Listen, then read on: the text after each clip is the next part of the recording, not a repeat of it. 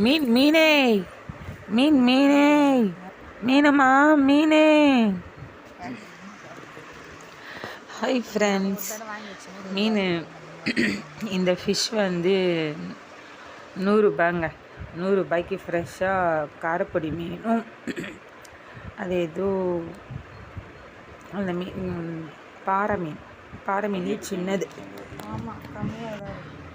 சின்னதுங்க. இதை வந்து நல்லா க்ளீன் பண்ணிவிட்டு அம்மாவை க்ளீன் பண்ண சொல்லிட்டேன். க்ளீன் பண்ணிவிட்டு நம்ம குழம்புக்கு எல்லாம் ரெடியாக வச்சுருக்கேங்க. மீன் குழம்பு வச்சிட வேண்டியது தான். 3 விதமான மீன் போட்டு இப்போ ஒரு மணக்க ஒரு மீன் குழம்பு வைக்க போகிறேன். அதுக்கு என்னென்ன பண்ணேன்னா, இந்த மீனை வந்து கொஞ்சம் உப்பு போட்டு, செதிலே இல்லாத மீனுங்க இது, அதனால் உப்பு போட்டு வரைஞ்சி எல்லாத்தையும் தலையெல்லாம் ஒரே மாதிரி வரா மாதிரி கழுவி எடுத்து வச்சுட்டேன். அப்போ தான் நம்ம குழம்பு இது வரைக்கும் அந்த தண்ணி இருந்து வரும். அந்த தண்ணி இருத்து கீழே அடுப்பில் சட்டியை வச்சு எண்ணெய் காஞ்சதும் கடுகு வெந்தயம் போட்டு அது நல்லா படப்படன்னு பொரிஞ்சதும் அது தலையில் வெங்காயத்தை போட்டு நல்லா 4 வதக்கு நல்லா வதக்கி கொஞ்சம் நல்லா சால்ட்டு கொஞ்சம் போட்டு நல்லா வதக்குன்னு வதக்கிக்கணும். அதுக்கப்புறமா தக்காளி போட்டு இஞ்சி 2 போட்டு இஞ்சி தட்டி வச்சு போட்டுக்கணும். நம்ம பூண்டு யூஸ் பண்ணுறது விட இஞ்சி மட்டும் போட்டோம்னா டேஸ்ட்டாக இருக்கும்.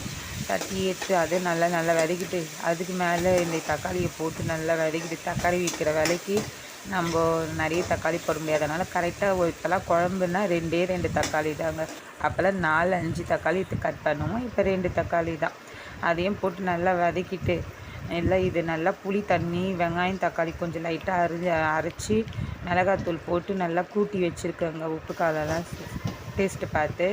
இப்போ இதில் வந்து ஒரு பச்சை மிளகா கருவேப்பிலை இதெல்லாம் போட்டு நம்ம வதக்கிட்டு கொஞ்சம் கலருக்காக மிளகாத்தூளை வந்து நம்ம அந்த விதைக்கிற இதுவில் போட்டு வதக்கிட்டு அப்புறம் கூட்டி வச்ச குழம்பு எடுத்து ஊற்றிட்டோம்னா கலராகவும் இருக்கும், நமக்கு டேஸ்ட்டு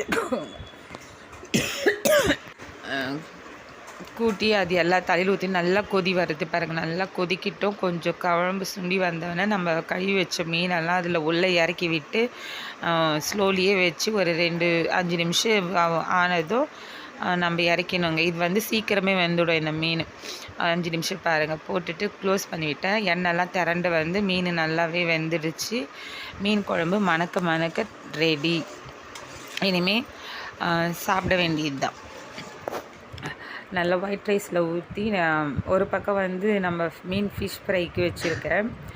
அது ஃபிஷ் ஃப்ரை பண்ணிவிட்டு நல்லா பசியார இந்த காய்கறி விற்கிற விலைக்கு நம்ம இனிமேல் டெய்லி மீனும் முட்டையும் வாங்கி சாப்பிட்டலாம் போல்.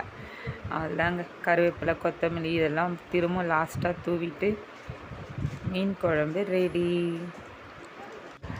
நான் வச்ச மீன் குழம்பு சாப்பிட வாங்க ஃப்ரெண்ட்ஸ். Okay bye tata.